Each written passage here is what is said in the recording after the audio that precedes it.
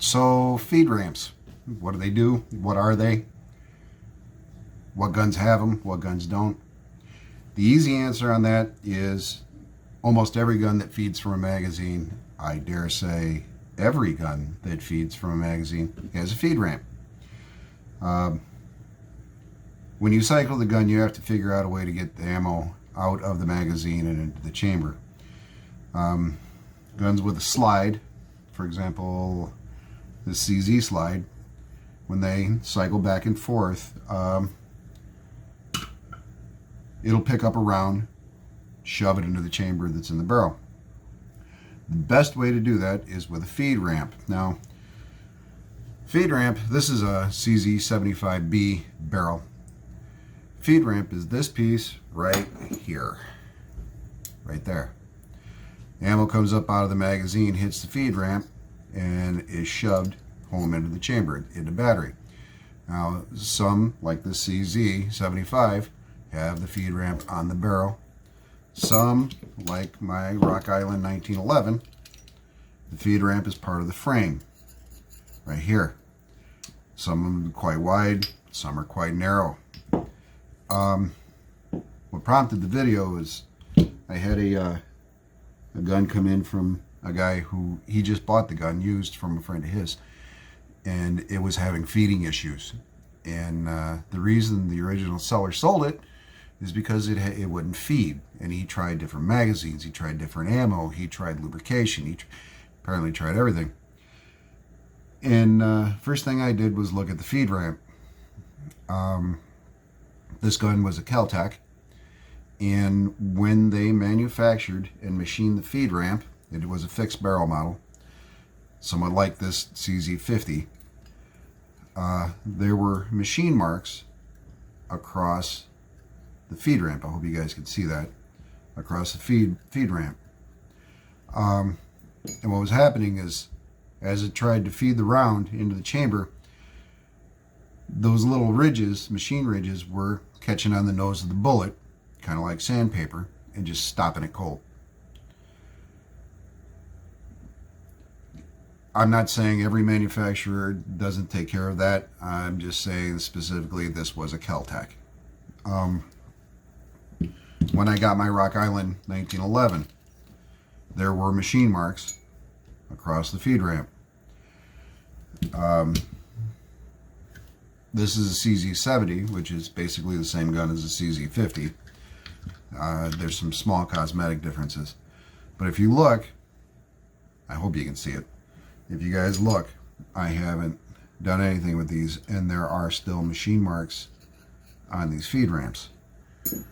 They feed flawlessly. I'm not going to screw with them. But what I generally do is, if there's an issue with the gun, the way I correct this is I'll take the gun and I'll put it in the vise, and I'll take just a pencil and some 300 grit emery cloth, wrap it around the pencil, and if you want to, you could tape it in place. I don't, but I take the gun when it's locked into a vise, and this takes time. You got to take your time. You cannot hurry through this.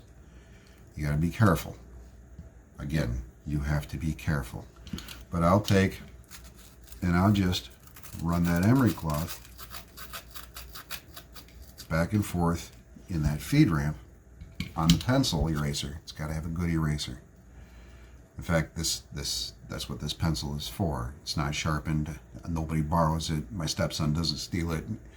And every time my wife reaches for it, I tell her no, which probably is never a good idea. But anyway, I take it, hold it tight, and I'll run it back and forth carefully, and I'll polish the feed ramp. Now, it's a lot harder when the ramp is in the gun than, say, if it's attached to the barrel. But what this does is it takes out every opportunity, it eliminates every opportunity for that round to hang up while it's trying to be loaded.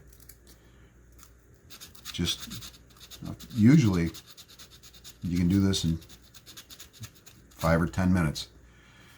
Now, I start out with 320. I will progress all the way to 600 grit. I like them smooth, like butter. And I'm going to tell you, handguns aren't the only ones that this happens to. Oh, and if you have an historical firearm, such as my Colt 1911 that was made in 1914, issued to the U.S. Navy. This is a Colt Navy. There were only 1,500 of them produced in 1914 that went to the Navy. This is one of them. These guns, you don't polish the feed ramp. You just don't. It reduces their value. The feed ramp on this, over time, has been worn smooth. This gun has probably seen action. Well, it did see action World War I. Probably saw World War II. Probably Korea. Probably Vietnam. This is my baby. I don't shoot this that much. Here's the slide. You can see U.S. Navy. Yeah, these historical guns, these guns of value, we don't do that. But if, you know, you've got a SIG or a Kel-Tec or a Glock or one of those other guns, if you're having feeding issues, polish the feed ramp. I'm going to pause the video a minute. I'm going to bring you guys back another feed ramp that I'll show you. Hang on.